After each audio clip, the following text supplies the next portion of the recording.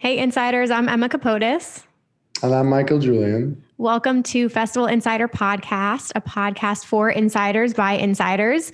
Today we have two very special guests, the co-founders of Elements Music Festival, Timothy Monkiewicz and Brett Herman, which we are really, really excited to talk to them about how they have been successfully throwing small scale events over this past year and having everybody's health and safety a first priority with their COVID testing system. MJ, do you want to talk a little bit about them? Yeah, so these guys are amazing. You'll see when they come how authentic they come off, and that's because they are authentic.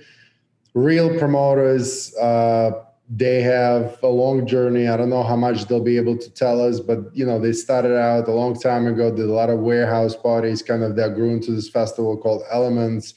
But like when you meet them and you speak to them, you see that this all comes from heart, which is for me the most important thing. And this is why I think they have a great opportunity to be very successful, is because they know the audience they're building this festival for, and they're very much focused on camping.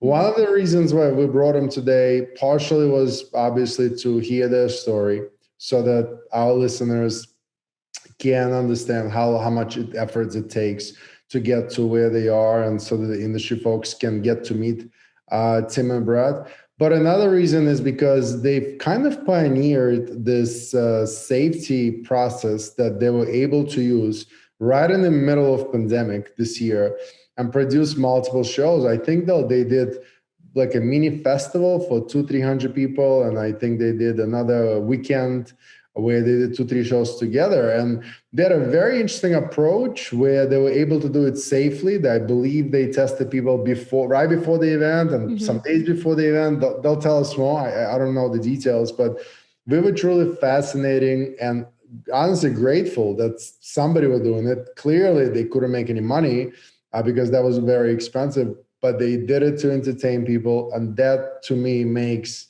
them the type of promoters that the world needs more of, right? And let's see, let's go meet them. I bet Brett is going to be wearing some really, really kinky clothes like he always does. And let's meet the guys. Yes, I'm super excited. Please join us in welcoming Tim and Brett to the podcast.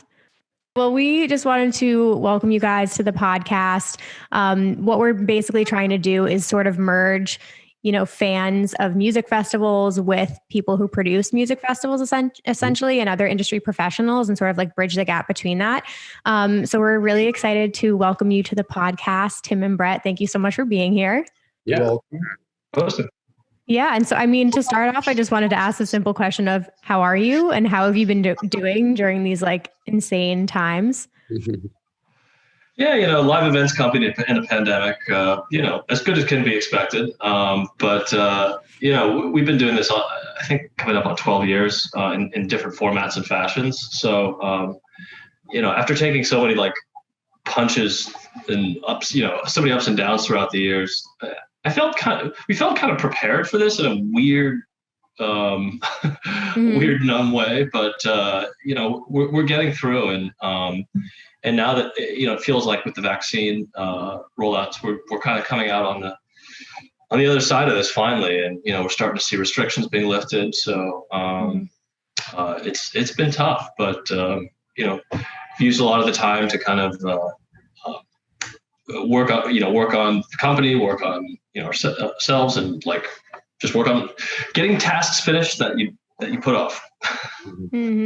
Yeah, I was going to ask, did you pick up anything new during quarantine? Any new hobbies or skills? I can do handstands now, yeah.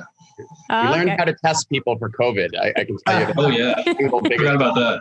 That we never could have imagined. Most people think like, I'll learn piano or, some kind of dance. And no, we learned everything, not everything, but we learned extensive knowledge about COVID testing. But I would just add that, beyond what Brett said, that I think another thing we've been trying to do for this it's coming up on a year now, is just, as pillars and kind of leaders in the event industry, and, a lot of our fans see us, we've just been trying to be as positive as possible and, trying to spread that around, because it's been tough on us and everybody else. But, we try and just keep a smile and say nice things and, try to help lift people's spirits any way we can. Mm-hmm. Oh yeah, we have a lot of questions on that today. And then to Brad's point, it makes sense because as promoters, you kind of always feel that the curveballs that just keep coming, and you always at that point where you have to be ready for anything. But this was just too much for a lot, and you guys seem to have found some innovative ways to keep going and prepare for what's coming up in the future and get through the difficult times. So big kudos for that. And that's where a lot of the questions today will come from. Cool. Thanks. Yeah, but before we dive into that, I kind of want to take it back a little bit because I would love for you guys to just share your story too about how you connected and just in general for anybody listening who isn't familiar with you guys. Could you give us the whole 411, tell us a little bit about yourselves, what you do and how you connect. Yeah, go ahead. Yeah, it was just founded really kind of more as a funding more than hey, we're going to start a giant festival. It was more just a natural thing of throwing parties, our whole lives. I've been throwing parties, I think, since 8th grade, since, there'd be a snow day and I'd invite my friends over and play music and kind of raid my parents' liquor cabinet. And, kind of never really stopped. To be honest, they just got bigger. And I guess, it was really New York. It was a while ago, literally 2008. So it's been over 12 years, 13 years now coming up. Kind of really started in a small, chill way, on rooftops and really just loose and, a couple hundred people, and always providing something that was unique and special with an event rather than just putting music on. There's always some spectacle, like somebody flying overhead on a zip line or a live sex show or just something that was kind of interesting and crazy. And that people would leave with oh my God, I've never seen that at a party. And that's kind of how the brand originally started, really as a really underground, gritty kind of New York City, Brooklyn vibe event that kind of got popular really quick, of course. Mm-hmm. But that's the roots of it. Brett, you want to add anything? Well, one of the key driving factors sort of in the genesis was that each event had to outdo the last. It had to have some WTF factor that blows the last one out of the water. And so when we were doing these monthly, it was a lot, and that early growth phase was super cool. But yeah, then it just keeps leading you to think bigger every time too. And that's kind of what eventually led to the desire to expand the canvas into multi-day festivals where you have 72 hours of people's attention rather than just a night. Gotcha. Interesting. Yeah, MJ, I mean, you've been involved in the New York scene for a really, really long time. So I'm sure you can relate to throwing parties for New Yorkers versus other cities. I feel like it's a very different crowd and atmosphere from other places. When was the first Elements? The first one, so we actually started that as a one-day outdoor festival. I would separate those. Elements Camping started in 2017, but we did Elements as a one-day outdoor festival in 2013. That was in this really weird grain silo in Red Hook. It was an abandoned grain silo that was 100 feet tall. We had people rappelling off it and people jumping on BMX bikes and all sorts of crazy. Felt like a mix of Mad Max and Berlin. And, it was a really cool, special experience, but very, very different than the 3-day thing at this point, but similar vibes with 4 elemental stages. And was there a point where you guys had one in the city and camping at the same time, or it just went from non-camping into camping? Yeah. One year we did both of them. And, 2 years, I guess. We had to move venues one year, which was tricky, but we really decided that we really do like the camping more because we love building large scale art and experiences. And really the overnight thing it's just so special because you get people, maybe they're sleeping 3-4 hours a night and then you have their attention for that other 20 hours a day. And, maybe they listen to some music for 8 hours and you have another 8 hours that they can make friends, or you can show them these weird craft making experiences. And it's just, for us, it's really the pinnacle of what we love to do.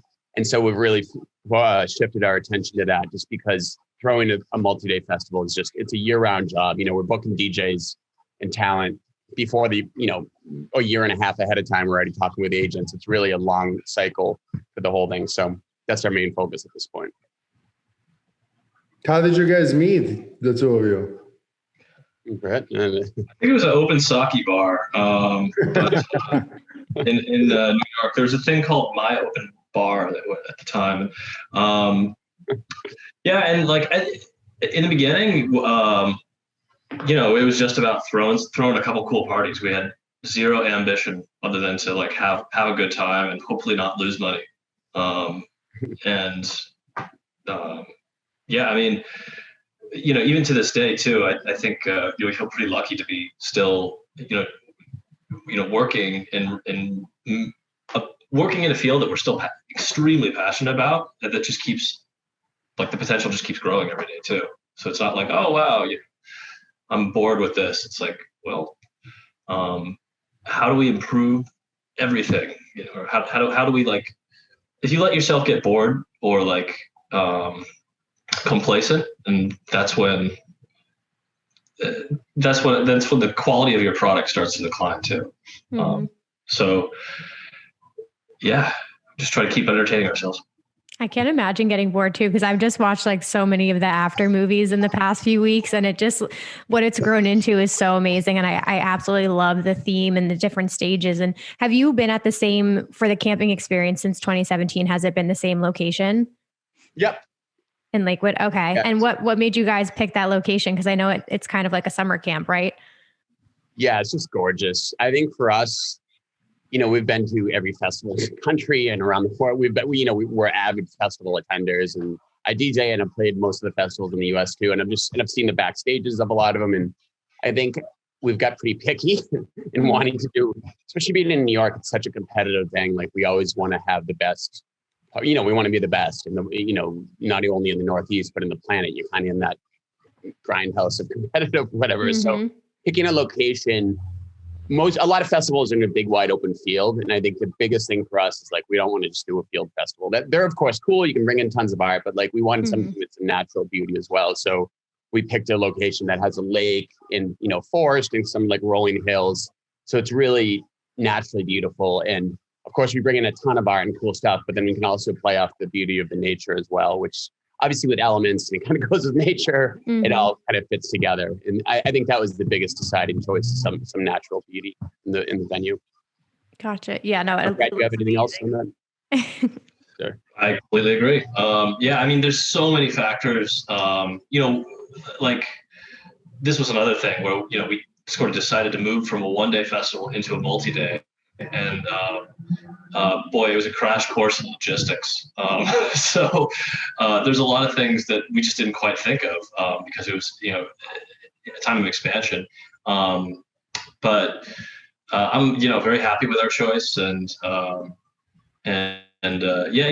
any site has its strengths and weaknesses, but you just have to make sure that the beauty and the strengths, outweigh everything.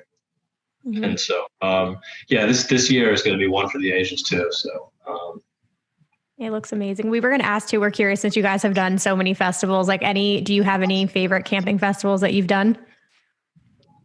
Done that we've gone to? Yep. I think, of course, Brett's been Burning Man 17 or 18 times. Yeah, this would have been my 17th year at Burning Man. So that like consistently, that's been a big part of my life. And I think also really, I mean, it's just obviously influenced like the type of culture that I want to create and promote, the type of community, way people interact with each other, and kind of the creative one-upsmanship, I have to say too. There's been no one tribe that's particularly been able to take hold of Burning Man as well, and I feel like we balance that with elements pretty well too. I mean, New York is all about the diversity of everybody. That's what makes New York nightlife great. We really try to bring that to the festival, and to make sure that like different communities, different people from all socioeconomic backgrounds are represented, and we strive to be more inclusive, and to bring more folks to the experience every time. And I think nothing more is really important than being sort of a part of the audience that you're building your product for, right? Because you know exactly who this is for, you know what they enjoy, and you know how to make their life more fun, because you are one of them. I think that's a big part of the success when it comes to successful promoters is they're building it for people like them. And I think that matters a lot. Camping festivals fascinate me only because I personally haven't been to many, and I always wonder when people go to camping festival, is it the connection? Because I mean, you meet an incredible amount of people, right? I assume people don't really go to sleep much, and so it's everyone's out and meeting. And to you, what's the beauty of camping festival? Like, if you had to pick camping versus non-camping, you'll pick camping. I already know, so I'm not going to ask. But what's the thing that will draw you to camping over a regular festival, and draws the fans to it? It's the people and the energy of people. And I would say that's what draws anybody to any show beyond camping. Like a dance party for 500 people, they go there because they like the energy of people. If you take a dance party and make it over a square mile and everybody's 50 feet apart, they're not going to go because energy of people is contagious. And there's nowhere it's better than at a camping festival.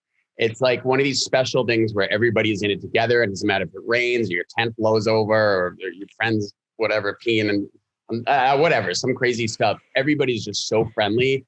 And it feels like a better version of Earth, like where people are nice to each other, where you're not like trying to claw past each other for a better job or whatever else. It's just this weird, unique thing where you wake up and you're dizzy or hungover or something, but you can still look at somebody and laugh and smile who you've never met. And you might know them for life. It's a really crazy, awesome feeling that I think, you can really only get if you're in that experience.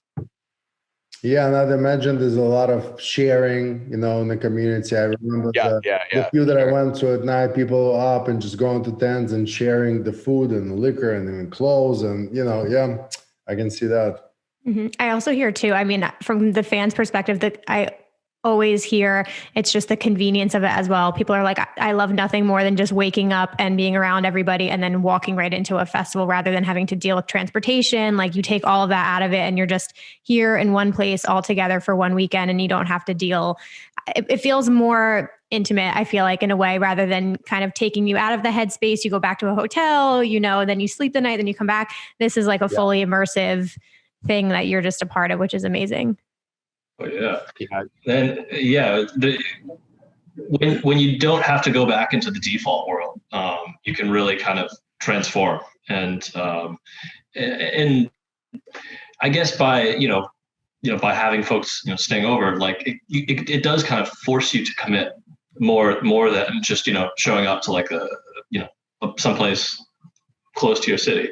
Mm-hmm. And we want that. We want like our guests to be like fully committed, invested, to have the time of their lives. Mm-hmm. How does the camping experience evolve over time as well? Because I know there's different levels of camping, and then there's cabins and apartments as well. But how do you evolve that over time? Because now I feel like I look at some camping events and it's like there's a wellness center and yoga and all of these experiences that seem to be a part of like what you can do activity wise too. Yeah. I like one thing I've seen people that I think is cool that evolves is people come with like 4 friends their first year. Then the second year, it's like 15 friends, mm-hmm. Then they kind of set up this group camp, and it's a beautiful thing to watch. Like on our Facebook family page, somebody will be like, hey, I'm coming up alone from North Carolina. You'll have 8 people be like, hey, we have a group of 15 from Pittsburgh to Maine or whatever. If you want to camp with us, and feel safe, that's cool. And it's really neat to see those groups of friends grow. And they're very multi-state, like multi-location. It's not just like a bunch of people from Brooklyn. I mean, sometimes it is, but a lot of times it's not. And we've just seen so many friendships evolve over like multiple states and cities.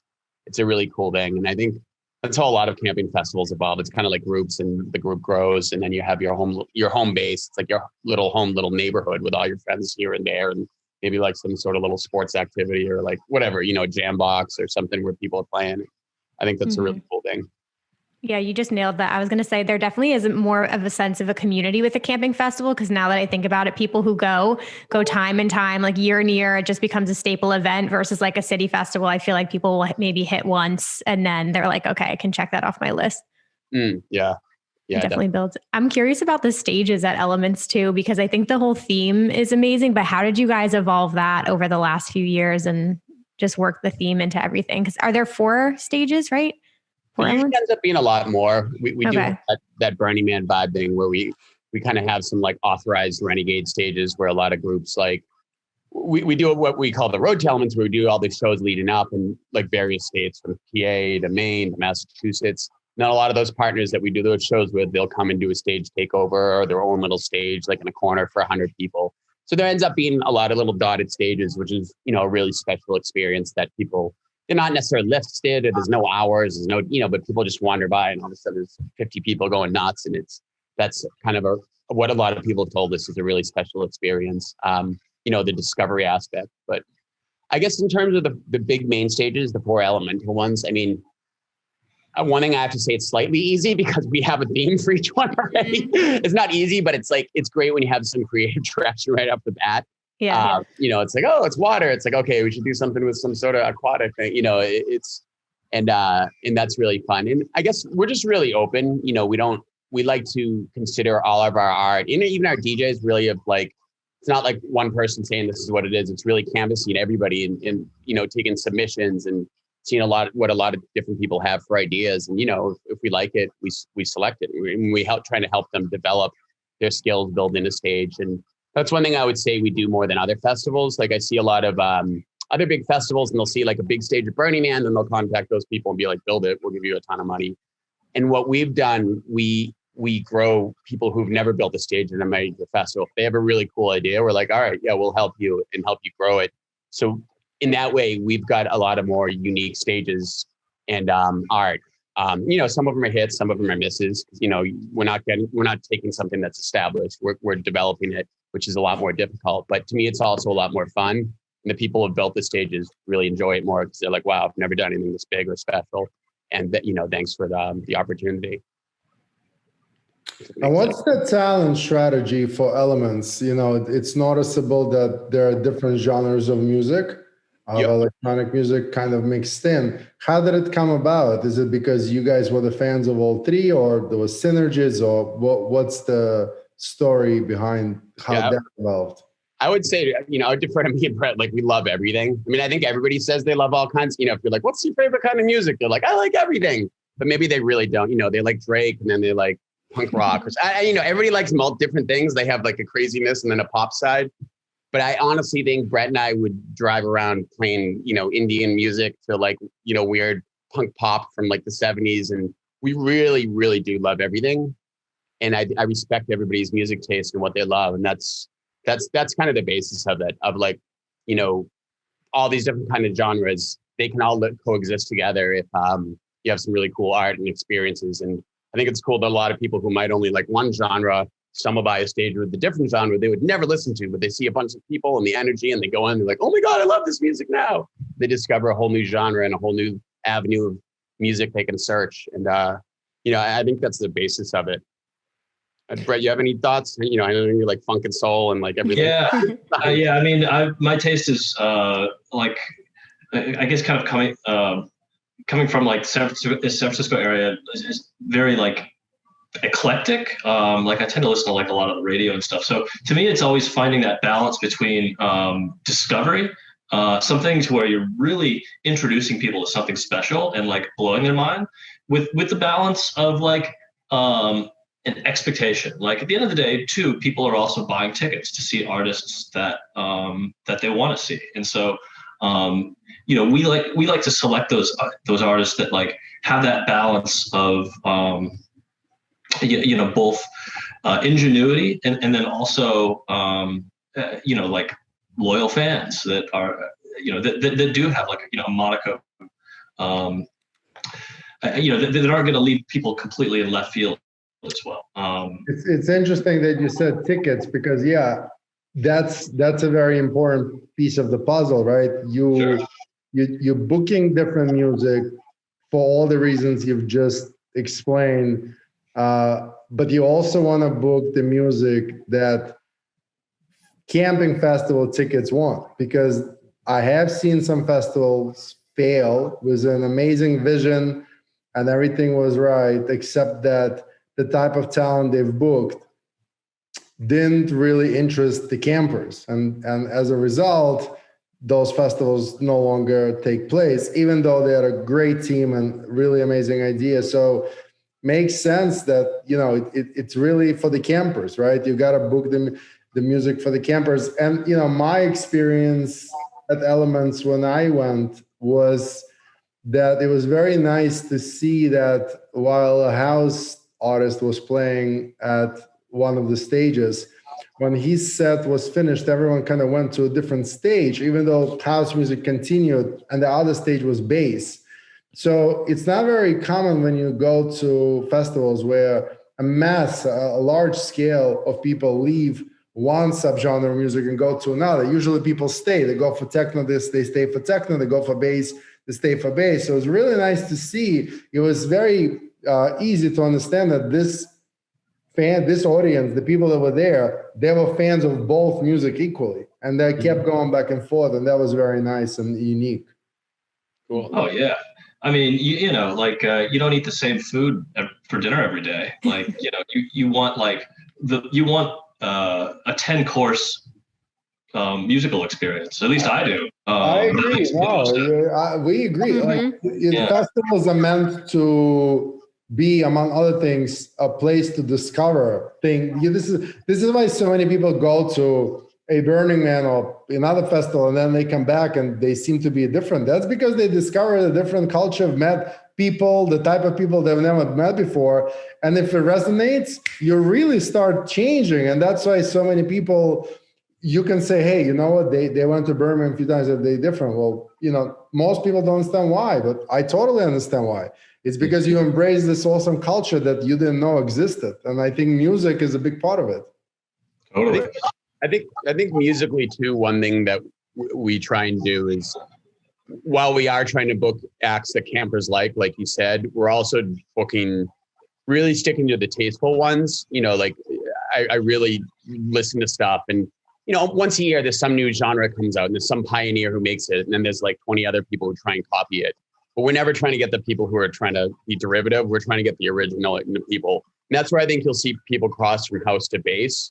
If you get some like cheesy bass act that's just trying to do cheesy dubstep to get as many fans, and they're really good at social media, those aren't the kind of acts we'll book. We'll book the one who created that genre. And in that way, and the same with house, in that way, I think we're getting the purists, the ones who are really creative. And I think fans see that and they can cross stages more than they would at some other, some bigger, EDM festivals. Obviously, you have to draw the masses. As we're boutique, we don't have to get every act that draws as many people as humanly possible. And in that way, it's worked really nicely, and it's something we're happy about. So to kind of summarize, Tim in 8th grade likes to invite people over parents' house, raid the bar, you guys meet at the sake bar, you get together, you do a lot of really cool parties, then you form the brand Elements, which goes on first non-camping, then you do camping and non-camping, then you decide to focus on camping. And I think in the end of this, we should come back to this year and see what you guys have going on in 2021, because there's new date, there's a lot of excitement out. But what we really wanted to focus before that is the testing and the public health care. And just, for those listeners that don't know the story, I really want Brett and Tim to tell us what they were able to do this year, because it was kind of admirable. As we were in the middle of pandemic, these guys seeked a safe way to give joy to people and entertain them. They were able to do it successfully, and I can't wait for you guys to tell the story, because I think this is just fascinating. Cool. Brett, you want to kick it? Sure. And so it started with the question, under what circumstances can we gather safely? Under what conditions can we make this work? When we started thinking about this, in April, once lockdown became clear, this was going to be with us for a while. And so, just moving the festival was, heartbreaking at first, but we then devoted a lot of time to research and speaking with medical professionals, doctors, and people that are studying the virus to really figure out a protocol for testing for people safely. And so as we're at a summer camp too, other summer camps were actually facing a similar problem. Like, how do you create, a safe bubble for a weekend? So it was a really like cross-disciplinary approach.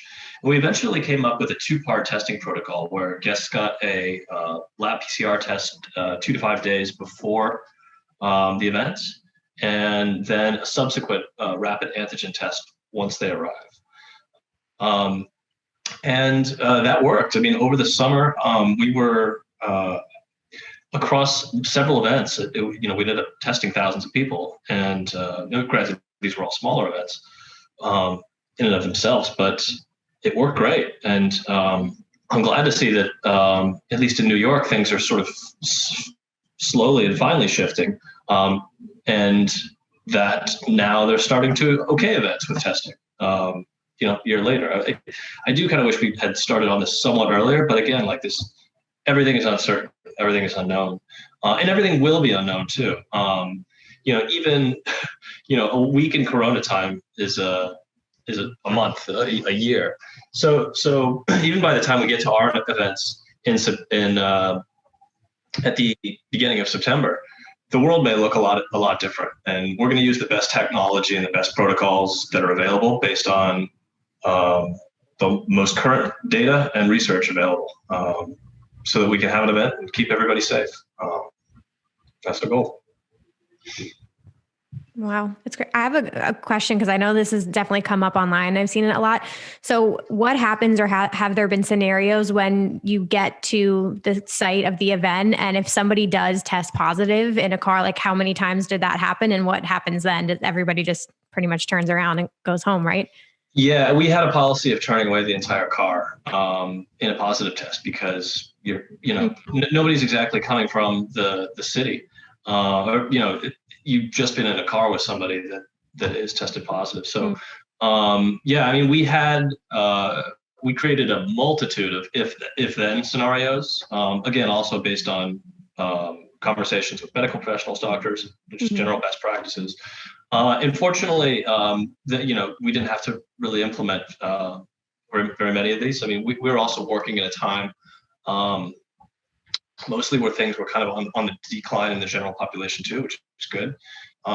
But yeah, moving forwards in September, like again, we're going to be revisiting everything with a full year's worth more data, and making sure that like all our protocols are going to be industry leading.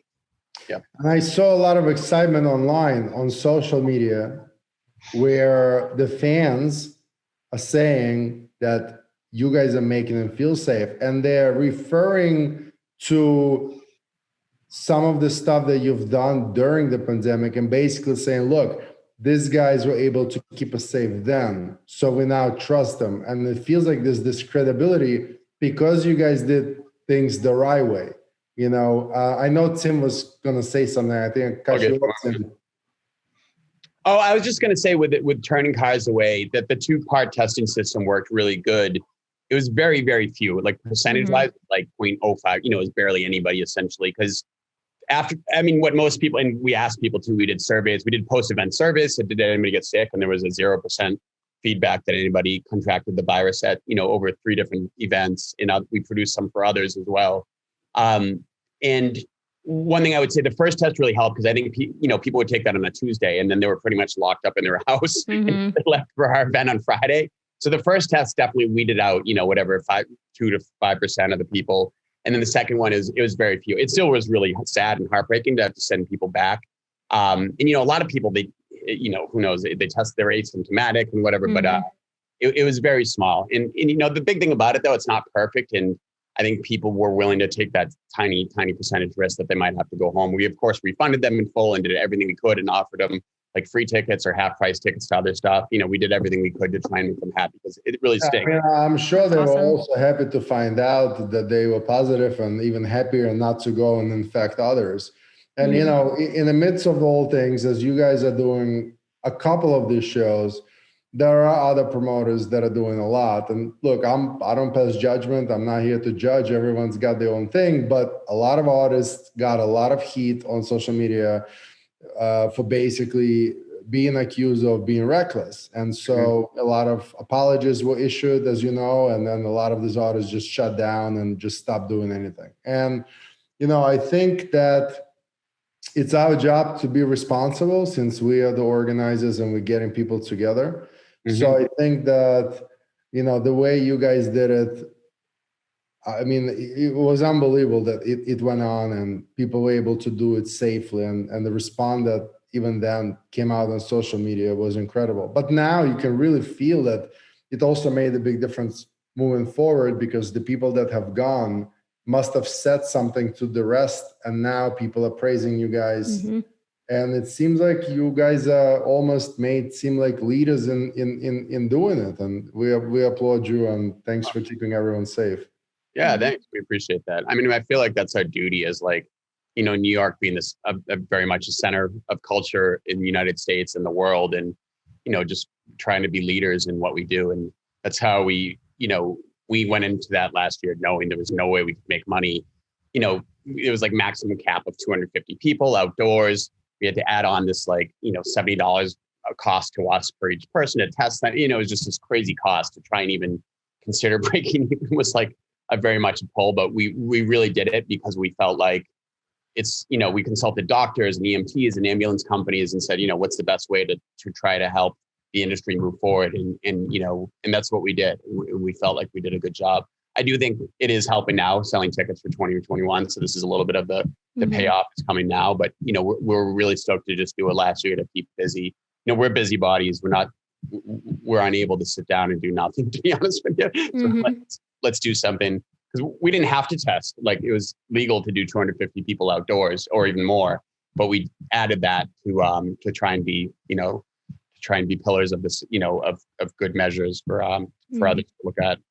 I have a question too, because I'm sure a lot of people are very curious, because it'll be probably telling of what events are like in the fall. Even one, what happens also now when a lot more people get vaccinated, is there going to be a vaccination check instead of 2 tests? And then also, what was the atmosphere like inside the show once they passed that? Were people still wearing masks the whole time? Did it feel like a normal show? Like, I'm very curious what the experience felt like after that. Right. You want to go ahead? I think there is going to be some sort of larger system that does check for vaccines.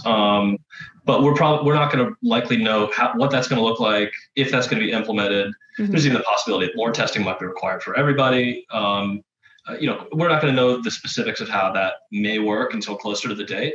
But we certainly hope so. We're strongly encouraging everybody in the community to get vaccinated as soon as you're able, because that's the quickest way we can get back to normal. Mm-hmm. And sorry, what was the second part of your question? For people still wearing masks. I think you were asking about also what our policy is. And we stated our policy, which is still open to change and to be more safe, add more testing. But we said, we respect people's decision to not get a vaccine if they don't want one. And we understand that not everybody will. But we said you either need to A, be vaccinated, or B, go through our 2-part testing system. And we left the door open to also say that people who are vaccinated, we still may require an additional test if need be. I mean, really, whatever's safest. I think people are totally open to it.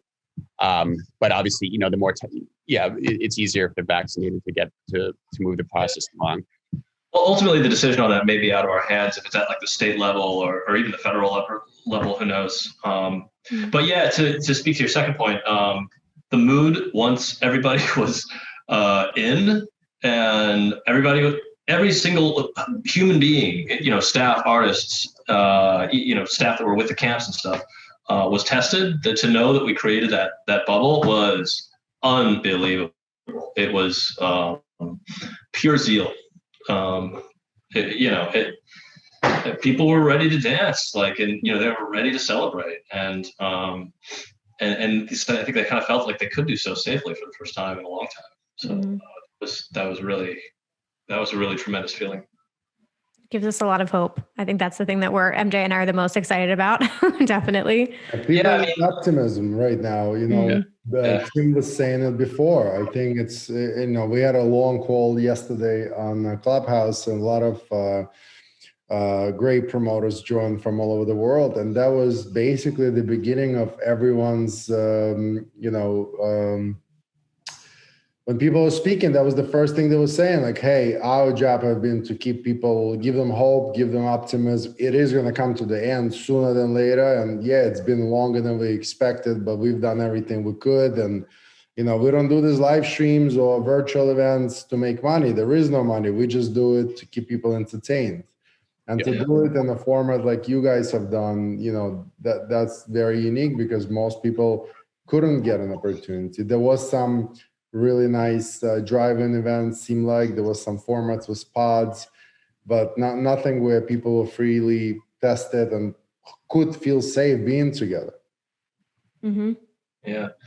Well, and I think we're going to see, like, as things reopen, just a lot of different varieties, especially in state to state, for better or for worse, just being a patchwork of different regulations. But at least for the better, we'll see what works and what doesn't.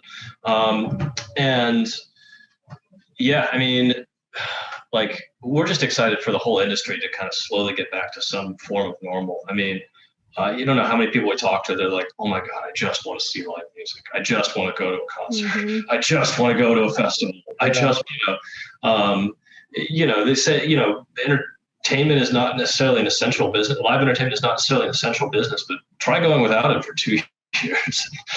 I think hopefully we're going to see, like, a big resurgence, just from everybody that's managed to hang on, through these dark times. Yeah. Oh, you're right. It's brutal. But it'll make it that much better when we can finally get back. And I'm really excited for the 2021 event. I was going to ask you guys if you have any sets you're very much looking forward to seeing this year. You know who's really cool?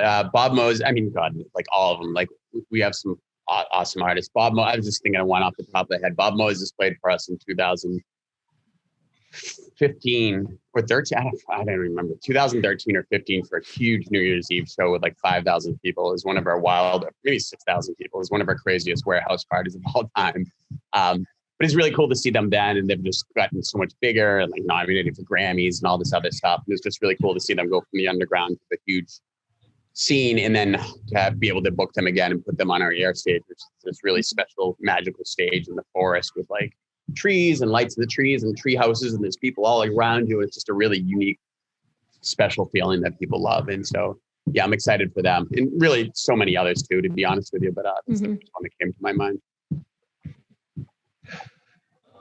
Oh God, they all sound amazing. I was going to say, I can't wait for the Desert Hearts portion as well, because I've never seen a Desert Hearts set. So yeah, what about Golden Pony? And Golden Pony.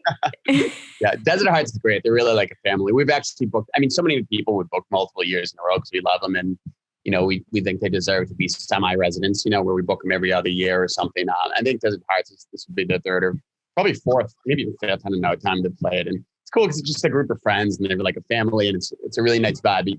It feels like a festival vibe within their group, like they really live that and like give love to all the people around them and are really friendly with the fans and walk around and talk with the crowd. And it's really just a special thing. They really connect with people, which I think is a really nice thing. They're in there dancing too, to all the other DJs. They're out there like, turn the music up. Really cool to see that, yeah. One too, like I've been a huge Diplo fan for a long time, and I'm thrilled to finally book him. And he's one of these artists that has had such a wild breadth in his trajectory. He's been all over the place in so many different areas.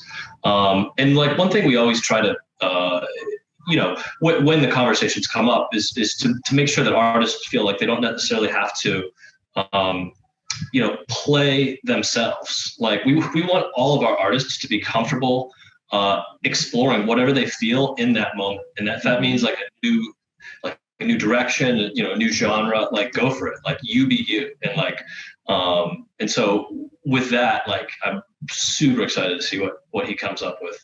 Yeah. You know what? I have to tell you, I totally agree with you about him. He's just such a unique human. And I don't think people are realizing what he's trying to do now in the United States specifically by really focusing on the house music that maybe to us, it sounds like, we're used to it, right? But there's so many fans that don't know house music.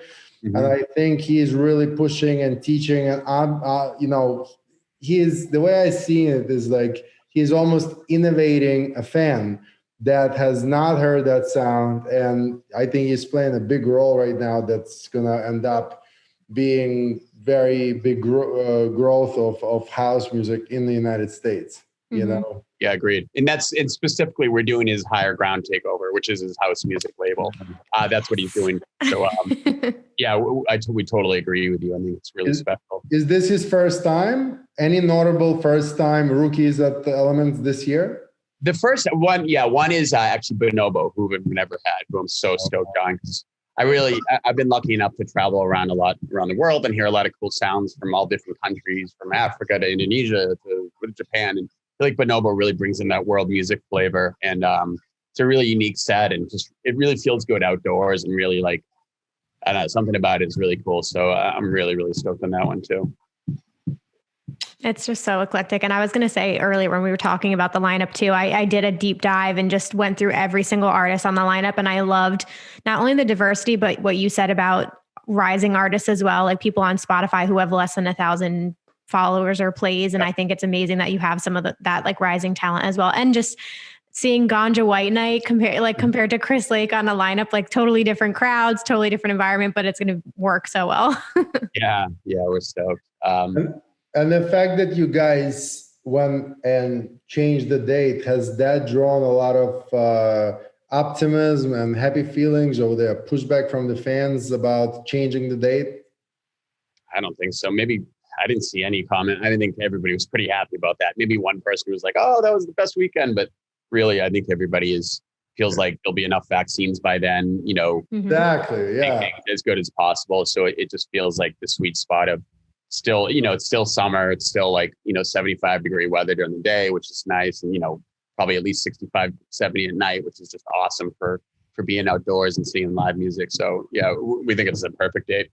And that's why I was asking. I would imagine most of the fans would get really excited because May is just so close. I mean, we're almost in March, right? Yeah. While like Labor Day weekend is really far and probably feels a lot of comfort. Buying the tickets and planning the trips. That's awesome. Well, we definitely wish you lots of luck, and we're going to go and we're going to be there with you. Thank you so much for making the time. I think Emma has a couple of more questions that we were trying to sneak in before we run out.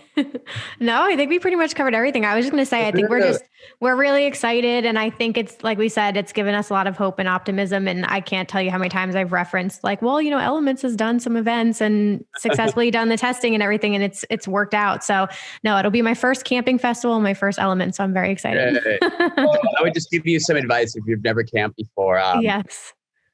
Especially your first time, if you're not a camper. A lot of people go to camping festivals. They were brought up like camping, in the summers with their friends and, whatever you do. And it can be a little bit trying at times because it's like, as opposed to a hotel where you park and you walk upstairs, it's like you're waiting in line, there's traffic, you get lost, people need gas, people have to pee, a 3-hour drive turns into a 6-hour drive. And then there's maybe a line to get in for an hour to, at various times. Everybody shows up at once and there's 1,000 cars.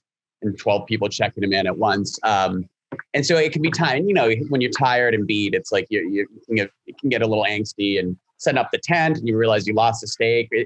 There's a lot of like hiccups with camping for the first time, but you try and just be open-minded and chill and, get the stuff set up. And then, if it rains one night, try to do the best you can to stay dry and, keep a big smile and you'd be surprised. I've been to festivals where it's poured for 3 days and it was just the most magical time because for some reason we're all. On that note, any advice for rookie campers? Any essentials to take? What not to's and to's and anything that can help? Yeah, Brett, you want to go? So test your gear. Like if you haven't camped before, like literally, like I actually was a backpacker for a long time too. And so when I was like, okay, what's going to be the perfect thing that I'm going to take that is going to, save me in the middle of like a freezing winter or something, go test your gear, figure it out, spend a night in the backyard, or you have to spend a whole night or something, but make sure your tent, a lot of people borrow a tent and they get it and it doesn't have the poles or doesn't have the stakes, big rookie mistake. And that just sucks.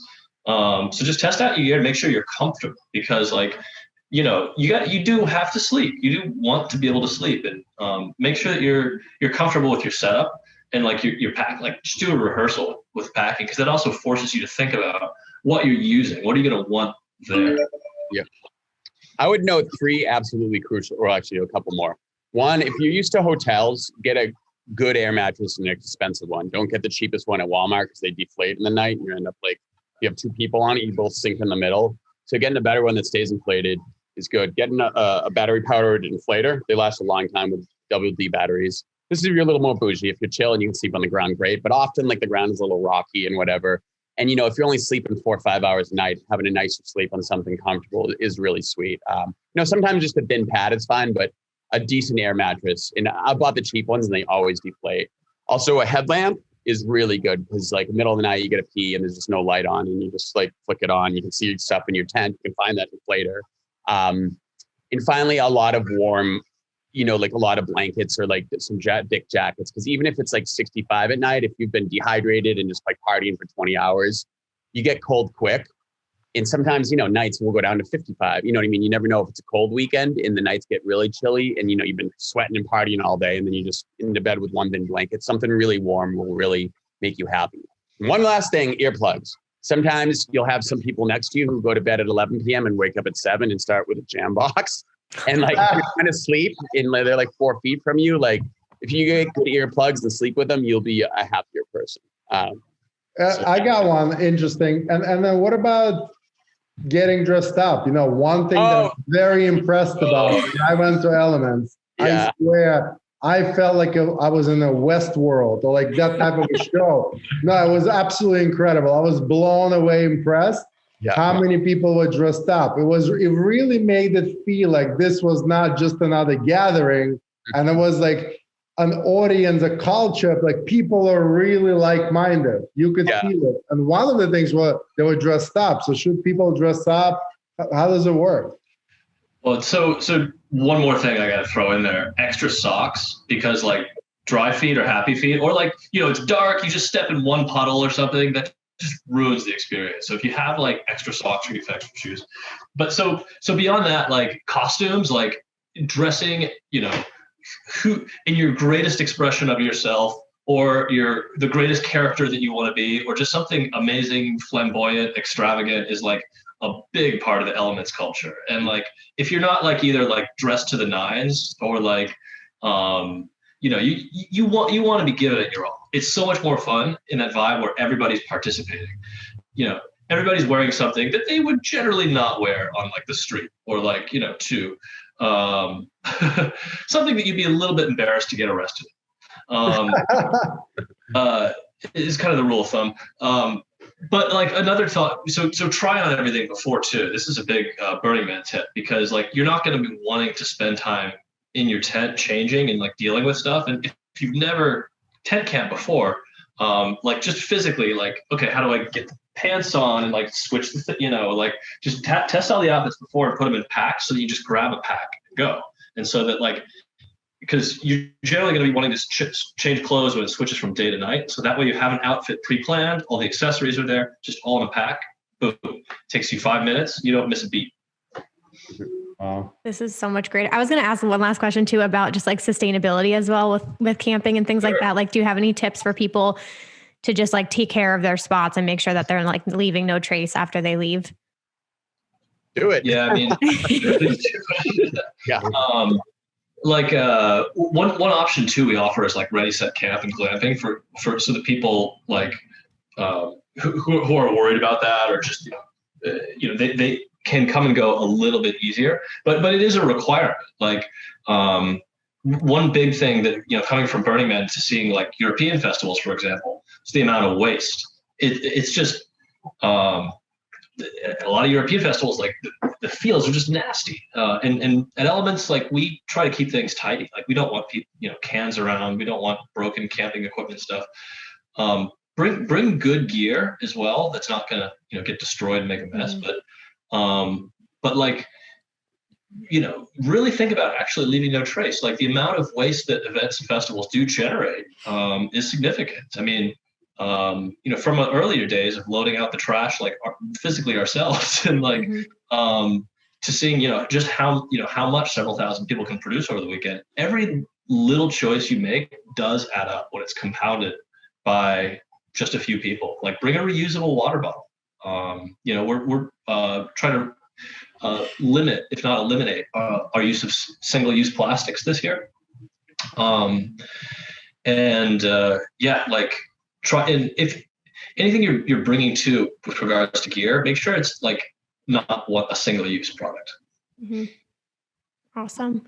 And I would note too, if you bring a reusable water bottle, we have this beautiful spring-fed water that you can fill it up with. We have little like tea huts and stuff that will give you free tea and really special experiences. We even have like a movie theater that's like bring your own bowl. We give you cereal where you can watch movies at like 6 a.m. if you want to, or like whatever. And yeah, we're doing some other stuff. Sustainability is something we really want to get into. Like we have some other fun programs. Like we have an art grant for $1,000 where you make, demonstrate sustainability, whether it's through like everything's made out of recycled materials or something that's like wind powered or whatever, solar powered, and generate some cool like art. We also do discounts for hybrid and electric cars with our parking lots and give you a better parking spot.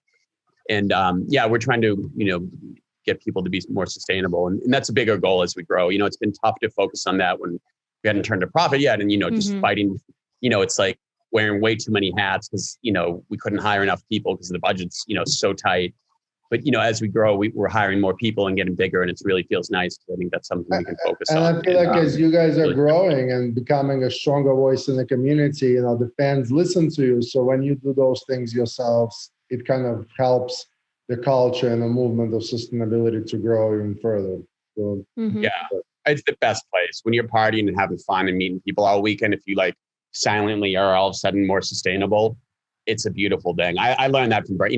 We reference Burning Man a lot, and maybe it's getting a little cheesy with influencers and people, and maybe it isn't what it used to be, but it still is a beautiful thing. And when I first went in 2008, I felt myself like I don't litter anymore. I pick up, and I think it does change people. And the best place to learn how to be a better human being, I think, can be at a festival a lot of times. You're just having so much fun. And if you see some cool dudes and girls like picking up after other people and you start doing, you're like, oh, wow, now we have a clean area. Now it's awesome because we're just all respect it a little bit more, just like a little bit of effort to pick up somebody else's trash or your own. And it's becomes a really nice thing. So yeah, we're all about it. Well, thank you so much for your time. The best of luck to you. Emma's going to be there all days. Yeah. So excited. And, thanks. Thank you guys so much. We really appreciate it. Thanks very much. So MJ, you were right. Brett was wearing a bright shirt. Yeah, this was for Brett. I think very conservative look today, but hey, man, honestly, it was a pleasure to talk to them. I'm excited for them. They deserve to do really well this year. I'm happy that they're getting credibility from these events they've done with their testing, and people feel safe.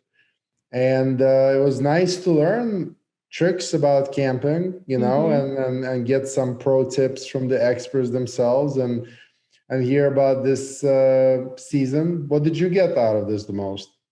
Yeah, I love that we chatted about camping because I truly believe that there is just such a sense of community around camping festivals. And it's amazing to hear them say like people are coming back time and time again. So I think they're building a really incredible experience there.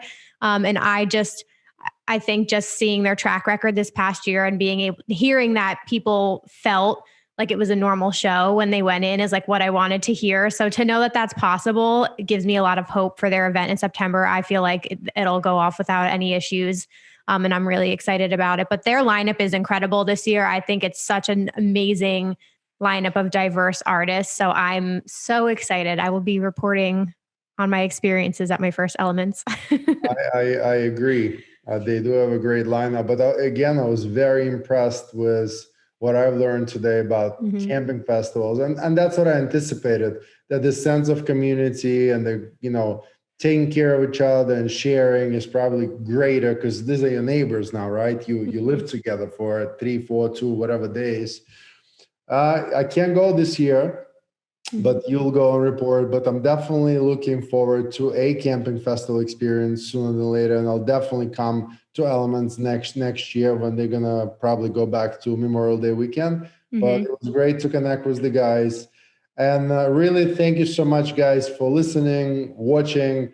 The most important thing for us is to know how you feel about the guests that we are bringing. Please hit us up on socials, put comments on YouTube, write us messages. We'll always respond.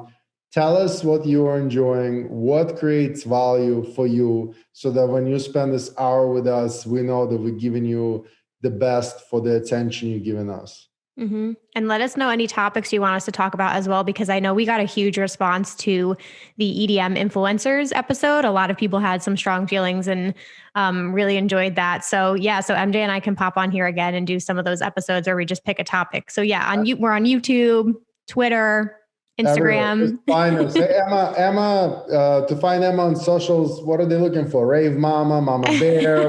What socials are they? I am a rave mom, but just my name at Emma Capotis on YouTube, Instagram, Twitter, TikTok, all that fun stuff. And MJ, what's your handle? I'm on Instagram, the one and only. You can find me, message me, I'll respond. Awesome. Yeah. And at Festival Insider for everything else. But with all that being said, thank you guys for listening, and we'll be back next Tuesday with a new episode. Yay. Bye.